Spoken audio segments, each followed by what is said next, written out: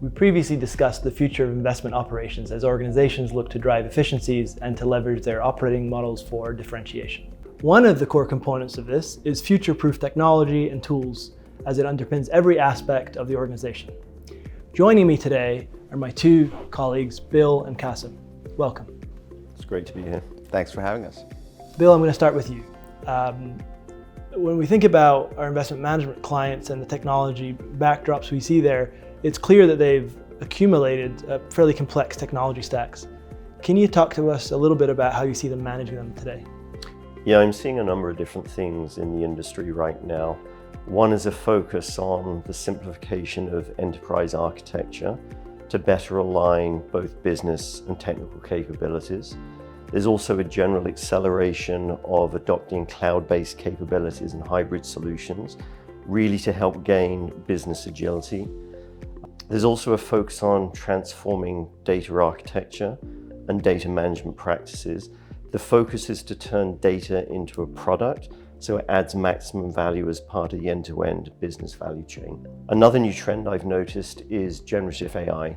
While we're only at the very tip of the iceberg in terms of what generative AI can do, we're seeing that it's being applied to help make investment operations more efficient. Just thinking of a couple of examples, automating complex operational tasks is being used to gain efficiency, and also providing additional insights and recommendations that really help augment people's thinking to make the best decision possible.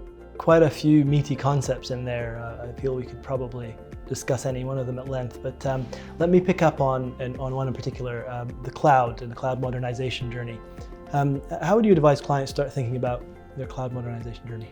Definitely. I mean, cloud is beginning to bring many benefits to different businesses. Unlocking cost efficiency by scaling resources up and down to meet demand. There's also an ability to improve agility and accelerate innovation through quick and cheap experimentation using leading edge services that are available in the cloud. We're also seeing a streamline of operations. So by using global services that help reduce latency and also using services that have built-in redundancy, you can avoid operational outages. We're also seeing organizations consolidate their on-premise tech stacks. What they're looking to do is reduce cost and complexity and also achieve alignment between their enterprise architecture and business needs. Finally, cloud modernization is an ongoing journey. It's often done in degrees, and there's infinite possibilities of how business value can be added. So one example I can think of is the gathering of portfolio company data from different companies, consolidating it in a cloud environment, and then having that data available to allow rich and meaningful analysis. Historically, we would have thought of much of that value as being kind of buried away in sort of many different places, difficult to bring together. So I can see how that would be very powerful. Perhaps kind of following on the theme of data, Kasim, and our overall kind of theme of operating models. Can you talk to us about how data and the operating model come together? I think there are really two main concepts that are important when utilizing data to drive investment insights and analysis. I think first, treating data as a business asset. And what this really means is that all relevant data is sort of captured and stored and is easily accessible across the organization. I think the second point is to be a data-driven organization, which means ensuring that the operating model is able to utilize data as a business asset to improve investment insights and business decisions. Let me illustrate with a couple of examples. Advanced analytics powered by the organization's data can lead to lower overhead and simplified processes.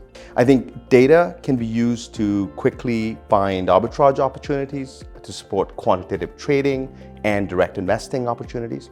I think firms can incorporate market factors to allow for better allocation of capital. And really, portfolio data can be consolidated to drive investment insights and value creation efforts. Now, when adopting innovative technology such as Gen AI, the key really is to sustainable growth is to adopt what we'd call a risk-based approach. And in doing so, we can help to build confidence with regulators, with consumers, and other stakeholders, and to be able to mitigate risks that are inherent to the technology. I think data and technology are, of course, an integral part of the operating model, and transformations that don't consider both will not be able to unlock the full value.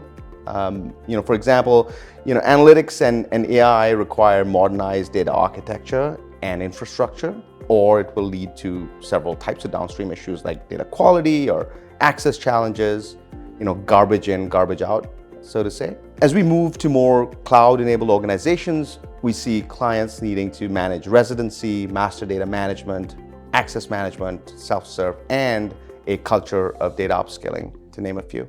Many of these concepts are things that aren't new, but it sounds like these advances in technology have kind of brought them to the fore, and perhaps never has it been more important to do something about it. But I really appreciate your thoughts, both of you. This brings us to the end of our session, so thank you, Bill and Kasim. I found this discussion really insightful. I hope you did too. Please join us next time as we dive into the future of investment operations, where we'll discuss how investment managers can drive further efficiencies and differentiate themselves from their peers.